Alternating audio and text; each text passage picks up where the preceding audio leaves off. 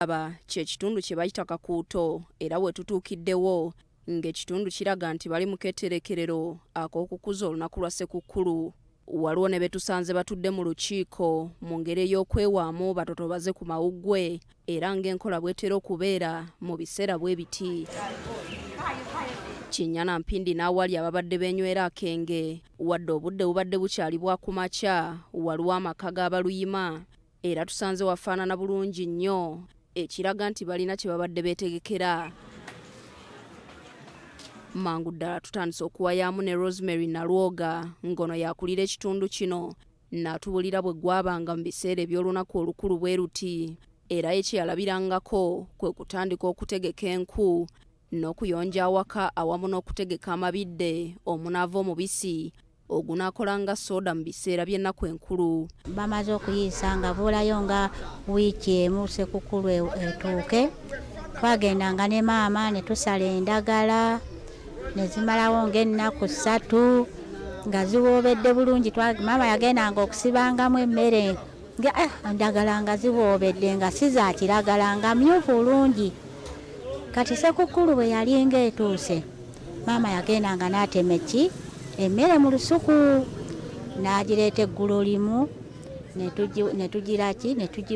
tugiwaata gisiba bulungi maama. Ono ategeezezza nti ebiseera ebyo enkolagana mu b'omuliraano yabanga ya muggundu era ekiseera ky'amazaalibwa bwe kiti nga kinaatera okutuuka nga beesondamu ensimbi ne bagula ente ennamba gye baagabananga ng'ab'omuliraano eno ng'ebayisa mu nnaku enkulu kumpi n'okuyingira omwaka. Ne bannaffe taata be yalinganga ayise ne tuliira wamu nga tusanyuka waka walinganga wajjudde ng'ekinyumu kirungi nnyo.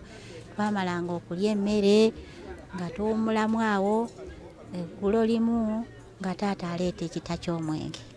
Wadde ng'abaana abalenzi tebaatera nnyo kufaayo ku biki ebikolebwa awaka naddala mu nsonga ez'okuteekateeka ebyokulya mu nnaku enkulu bwe ziti. Ekyo si bwe kyaba era kino kyeyolekera lwatu mu mboozi eya Stephen Luyima eyakulira e Nakasongola mu ssaza ly'e Buluuli. Luyima ategeezezza nti yalinga ne jjajjaawe era we yatandikira okutegeera olwalabanga abagenyi nga batandise okweyiwa awaka ng'olwamanya nti Ssekukkulu etuuse, ekitegeeza nti kwabanga kulya wamu n'okunywa.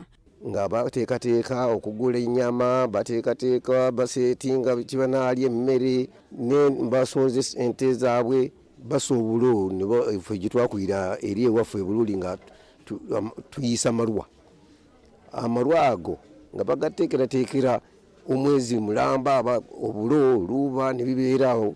Oluvannyuma lw'ennaku nga 4 eziri mu maaso nga batandika okuyiisa amalwa gaffe, emiriraano basonze ennyama yaabwe ne basalawo nti olwaleero tugenda kuliira wa muliraano agundi. Luyima kyasinga okujjukira mu nnaku bwe ziti kwe kuliira awamu ku lujjuliro olunene ekyayambanga okuteekawo obumu wamu n'omukwano.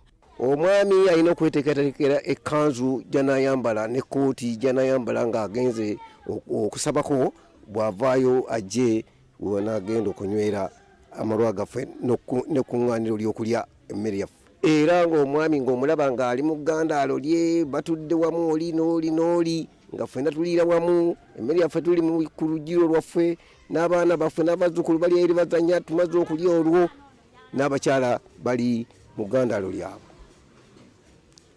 Akooye atanywa mwenge ali wali yeebase. Luyima agamba tewaabeeranga bivvulu oba katugambe kadongo kamu naye embuutu zaavuganga ewaka wamu n'emiriraano gyonna era okusanyuka kwabeeranga kuyitirivu nga n'ennyumba baazizzanga bupya nga bakozesa obudongo obukolebwa mu busa bw'ente okukuuma amaka gaabwe nga mayonjo nga gazziddwa buggya. Nga basala essubi pya era balipanga ng'olunaku okutuuka nga bamaze okulizaako bulungi enju yonna neesigala nga emasamasa era nga bagikubye olufuufulu ng'enyirira ne wansi nga bamaalawo bulungi nnyo nga weringa wali seminti era nga tubeera mu masanyu malungi nnyo ku lujja nga ffenna nga tukwata enkumbi ne tulongoosa waka era ne twerawo bulungi nnyo wena nga okutuukawo nga awalinga oba amasannyalaze. Carlton Scovia Nakamya ne Samuel Kawooya, BBS Telefina.